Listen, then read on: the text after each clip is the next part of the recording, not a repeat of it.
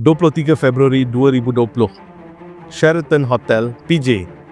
Inilah tempat di mana sebuah kerajaan yang dilantik oleh rakyat secara sah dijatuhkan oleh beberapa ahli politik yang tak bertanggungjawab.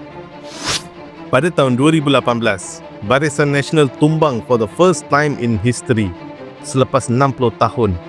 Pakatan Harapan naik, and at the center of it was Tun Dr. Mahathir Mohamad, seorang tokoh lama yang kembali memimpin dengan harapan baru. Fast forward 2 tahun selepas itu, ahli politik daripada PAS, UMNO, Bersatu dan juga geng Azmin Ali berkumpul di sebuah hotel di Petaling Jaya. Dalam bilik besar tu, sebuah pakatan yang sulit dibentuk. It will forever be known as Langkah Sheraton ataupun the Sheraton Move. The next day, Tun Dr. Mahathir Mohamad, who was supposed to peacefully hand over the premiership to Dato' Anwar Ibrahim, letak jawatan. Sesetengah pakar-pakar mengatakan beliau letak jawatan sebab beliau nak tengok siapa yang on his side. Kira macam tactical lah, it's a tactical move, but it kind of backfired because pada masa itu the throne was empty, so semua orang berebut.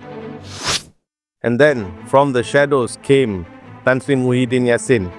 Beliau mendapatkan sokongan daripada PAS, UMNO dan juga Bersatu, dan beliau declare, saya ada majority untuk form government. I have the numbers, it's convincing.